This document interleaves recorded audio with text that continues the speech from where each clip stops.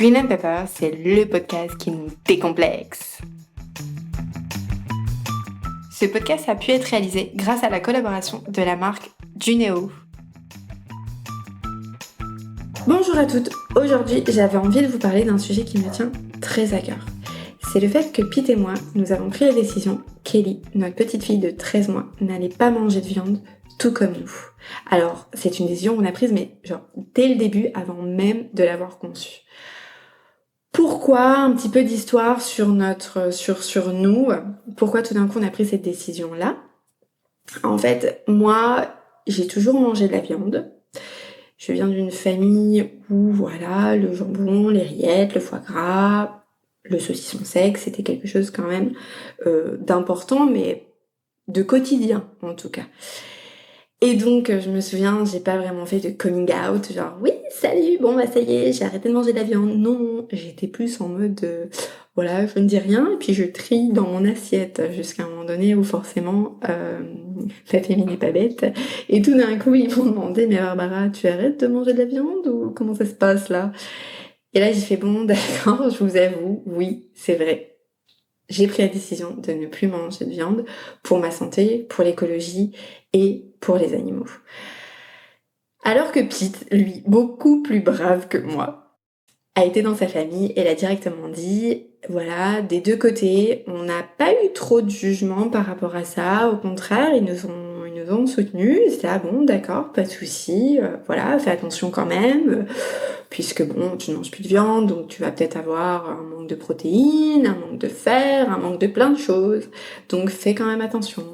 Donc bien sûr, on a fait régulièrement des prises de sang, et les prises de sang sont toujours sorties positives, super bien, aucun manque, au contraire en fait, on n'a presque jamais été malade. Alors pourquoi? Parce que tout d'un coup, on s'est intéressé à l'alimentation saine, à l'alimentation écologique, et j'ai commencé à m'amuser, à découvrir des nouvelles saveurs, des nouveaux ingrédients, et puis on a créé Green and Pepper, le blog.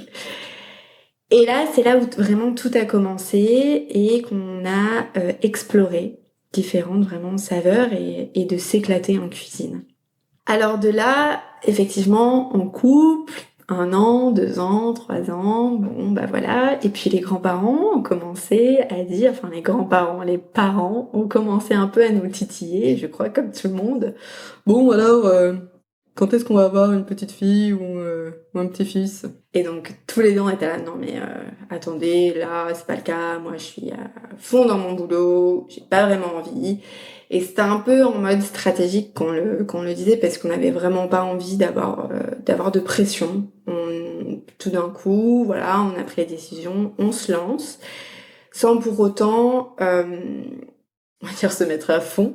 On s'est dit si ça vient, et c'est tout. Et effectivement, avant même de s'être lancé, on va dire, dans cette nouvelle aventure d'être parent, on avait quand même la famille en train de dire bon, si jamais quand même vous vous mettez en route là, vous allez remanger de la viande quand même. Ça, faut arrêter là les conneries là avec la viande là, cette mode, c'est bien beau là d'être vegan. Donc là bien sûr t'es là, oui bon papa, je ne suis pas vegan, d'accord.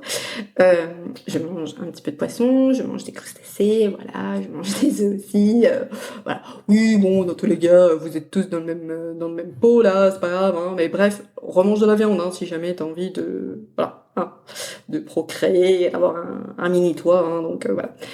Donc là, bien sûr, motus bouche cousue, on n'a pas envie de rentrer dans un conflit, et voilà. Donc intérieurement, on savait tous les deux très bien que je n'allais pas manger de viande, c'était clair. Et tout d'un coup, voilà, on a mis les machines en route et je suis tombée enceinte. Donc là, nous l'avons annoncé, et là, très très rapidement, c'était ok, là maintenant, faut arrêter les conneries là, vous allez manger de la viande. En tout cas, bon, Pete lui, il était un peu mis de côté, mais c'est surtout moi. Barbara, il faut que tu manges de la viande, c'est important. T'as envie d'avoir un enfant un peu bébête, un peu mal formé et tout ça, il faut vraiment que tu manges de la viande, quoi. Et alors là, tu fais oula, là, ça part loin là. Donc en gros, parce que je mange pas de viande, peut-être que je vais avoir un enfant mal formé. Là, ça devient, c'est compliqué. Là, ça devient un peu chaud là. Donc bref, c'était catégorique. C'était non. Je ne relationne pas la viande avec quelque chose de... bah voilà, je vais avoir un enfant mal formé, c'est juste horrible de dire ça. Donc voilà, donc j'avais cette épée Damoclès qui était là, non-stop, jusqu'à temps que je fasse ma première prise de sang. Et la première prise de sang, c'est vrai que t'as quand même le cœur un peu genre qui se noue, genre bon, d'accord, est-ce que je suis en train de faire une connerie? Oui, non. Au fond de toi, au plus profond de toi, tu t'es là, mais non, je ne fais pas de bêtises parce que c'est ce que je veux, je suis bien, je mange tellement de choses et voilà, j'ai tellement cette culture de mélanger différents ingrédients et que ça soit mais tellement sain et tellement riche que c'est pas possible. Effectivement, j'avais raison, c'était pas possible. Et donc, mes analyses de sang sont revenues vraiment impeccables. Et donc là, ça y est, le petit nuage est parti. L'épée Damoclès est pseudo partie. Attention, je dis pseudo parce qu'il revient très très souvent. Hein. En tout cas, elle revient très très souvent. Et donc voilà, tout se passe bien. Ellie est un petit bébé. Donc j'ai accouché de 2,5 kg, mais avant de passer à l'accouchement, c'est vrai que nous avions fait des préparations, des cours de préparation à l'accouchement avec Pete, et il s'est avéré qu'on a eu une petite inquiétude, puisque mon ventre, en fait, était beaucoup plus petit que le reste des mamans. C'est-à-dire, quand je dis beaucoup plus petit, c'est des fois, c'est à 3 fois plus petit qu'une autre maman. Et les filles de la classe parlaient d'un certain menu, qu'il fallait faire attention, que tic, que jack, et moi j'étais là avec Python et genre, oh, mais attends, de quoi il parle, flûte, ça se trouve, j'ai manqué un épisode là dans mon mois de préparation à l'accouchement, il fallait que je fasse quelque chose ou pas du tout. Bref, je demande à ma sage-femme, et là, je lui parle de cette fameuse discussion entre les filles. Et puis elle me dit non, mais t'inquiète pas, c'est parce que sûrement elles ont dû avoir un problème de diabète et donc que toi tu n'as pas du tout. Et donc ne t'inquiète pas, je lui fais part aussi de mes craintes par rapport à mon ventre qui est beaucoup plus petit que les autres. Et là de nouveau elle me dit non, mais pas du tout en fait, c'est très très très bien. Tu as pris, tout simplement j'ai pris 9 kilos en 9 mois. Donc c'est juste parfait. C'est vrai que durant ces mois où j'étais enceinte, et ben en fait j'ai mangé plein de choses très très saines, donc des smoothies, j'ai fait une cure de jus aussi, c'était dingue, c'était mes premiers mois, c'était la folie, je crevais de jus frais comme ça. Je mangeais beaucoup de noix, voilà, en soi une alimentation très très très très saine. Donc nous voici rassurés. Et donc j'accouche, bien sûr, je ne suis pas encore un éléphant. Donc après 9 mois j'accouche. Et donc là j'allaite. Là, durant mon allaitement, aucun souci, pas de relation avec la viande. Je ne mange toujours pas de viande forcément. La petite est parfaite, elle grandit très très bien, elle prend du poids, elle grandit. Bon, c'est un petit bébé à la base, donc voilà, hein, ça va pas devenir Hulk en 6 mois, hein, ça c'est sûr. Et puis voilà. Puis tout d'un coup, au bout de 5 mois, je suis juste épuisée en fait d'allaiter tout simplement, d'avoir mon travail, l'allaitement, tout ça. J'arrive plus à suivre, autant émotionnellement que physiquement. Et puis je prends la décision d'arrêter et de lui donner du lait infantile. À côté de ça, c'est vrai que mon ostéopathe m'a demandé comment Ellie réagissait dès qu'elle voyait un aliment, donc dès qu'elle était proche de nos assiettes. Et effectivement, Ellie était très très curieuse. À chaque fois, elle mettait la main dans nos plats et elle m'a dit « Vas-y, tu peux commencer la diversification alimentaire ». Et là, la viande revient sur le tapis. Donc, je commence la diversification alimentaire avec Ellie. De nouveau, stratégie comme à la maison, c'est-à-dire on goûte à tout, bien sûr avec les étapes mois par mois, petit à petit, mais mon but était vraiment qu'elle touche et qu'elle goûte à tout. Et donc c'était parti. La famille, par contre, là, c'était elle, ma petite fille, doit manger de la viande. C'est comme ça, c'est obligatoire. Sinon, elle ne va pas grandir bien, elle va pas se développer bien. Voilà, c'est comme ça. Et puis, il n'y a pas d'autre solution. Et c'est dur. C'est dur parce que on a la famille des deux côtés qui nous font, qui sont là, on a une certaine pression. Heureusement, on vit nous à Barcelone et nos familles sont dans deux pays différents, mais c'est vrai que c'est quelque chose où bon, dès qu'Ellie elle a un souci, c'est parce qu'elle mange pas de viande. C'est vrai que c'est compliqué. Ça n'empêche que on a pris la décision et on continue à la suivre. Ellie maintenant a un palais à goûte à tout, à une explosion, je pense, de saveurs. Je pense en comparaison peut-être à d'autres enfants, c'est vrai que elle mange des shiitake, elle a crème d'amande, crème de noisette, curcuma, gingembre, origan, thym, voilà, un peu vraiment de tout, asuki, lentilles, bon, j'en passe, mais c'est vrai qu'on l'a vraiment, on lui a fait goûter à tout et elle adore manger, donc c'est vraiment génial. Elle mange bien sûr du poisson, elle mange des œufs, donc c'est top.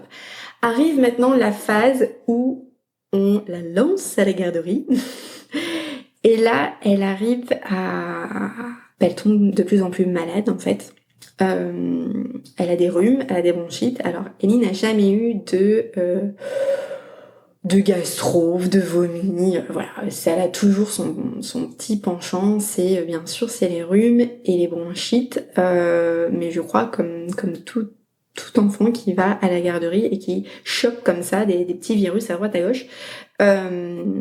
Cependant, comme c'est un petit bébé avec un petit poids, c'est vrai que directement elle avait tendance, en plus avec la poussée dentaire qui je vous avoue n'a rien arrangé les choses. Donc elle avait envie de moins manger, donc d'avoir un peu plus de lait. Et donc dans ce cas, elle a perdu 1 kilo. 1 kilo qui, bien sûr, en tant que maman, ça me fend le cœur. Non mais Ellie, elle a perdu 1 kilo, non mais tu te rends pas compte, c'est la folie. Appuie la décision de lui donner de la viande. Donc bon, Barbara, t'es sûre tu vas pas lui donner de la viande? Et moi je suis là, non, je ne fais pas. Je rencontre une pédiatre qui est super ouverte, qui a je pense une 50aine d'années. Donc ce qui est incroyable, c'est que quand je lui ai dit, je lui ai dit, mais genre, elle mange pas de viande, hyper rapidement pour pas trop qu'on entende. Et voilà. Et en fait, le fait est que elle l'a super bien pris. Elle a dit, ok, c'est top. D'ailleurs, je vais te donner un petit bouquin, un petit fascicule. Tu regarderas pas le titre de ce petit livre. C'est pour les enfants qui ont un cancer. Et toutes les recettes, en fait, on a éliminé la viande. Donc j'ai ce bouquin entre les mains et je suis là genre waouh, incroyable. Donc on attend que les enfants ont un cancer pour quitter en fait la viande de leur alimentation. J'étais un peu choquée, mais en même temps un peu rassurée que j'avais fait le bon choix. Et voilà, elle me dit c'est tout, dès que Ellie elle est comme ça, c'est un bébé où elle a des poussées dentaires et dès que c'est une poussée dentaire, son système immunitaire baisse. Et donc forcément, elle attrape un peu plus de rhume et voilà, de bronchite et c'est comme ça. Il va falloir qu'on fasse avec jusqu'à temps que elle a plus trop de soucis en tout cas avec les dents. Et donc voilà, mais elle me dit c'est très bien, elle grandit, tout va bien. Oui, effectivement, elle a perdu 1 kilo, mais ne t'inquiète pas parce que c'est normal. Son système, il est en train de fighter. C'est une warrior. Et donc, elle essaye vraiment de lutter contre ça. Mais t'inquiète pas, elle va les reprendre très très vite. Donc, elle me rassure sur plein de domaines. Donc, c'est chouette. Et on est là avec Pete, genre, ok, c'est bon, on continue, il n'y a pas de souci. On le savait au fond de nous, mais je crois qu'il y a des mamans qui sont en train de m'écouter, qui sont là en train de me dire mais je suis tellement comme toi parce que c'est vrai que c'est dur comme décision puisque la société fait que c'est obligatoire, c'est devenu une obligation en fait qu'un enfant pour bien grandir doit manger de la viande.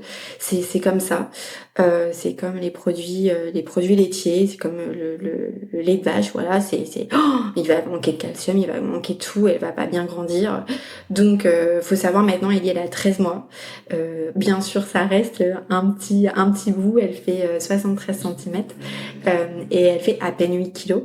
Il faut savoir aussi qu'une de mes copines donne de la viande à sa fille et elle est exactement pareille, voire un peu plus légère et tout aussi petite. Donc vraiment, cette relation à la viande, il faut à un moment donné l'arrêter.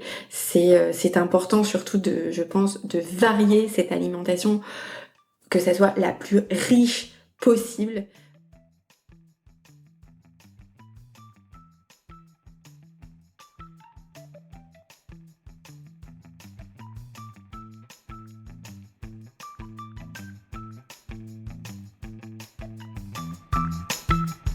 Vous pouvez dès maintenant vous abonner au podcast Green and Pepper sur iTunes et y laisser votre avis afin de nous soutenir. On a vraiment besoin de vous. Suivez notre actualité sur Instagram et n'hésitez pas à le partager avec vos amis et d'autres parents en détresse. À très vite!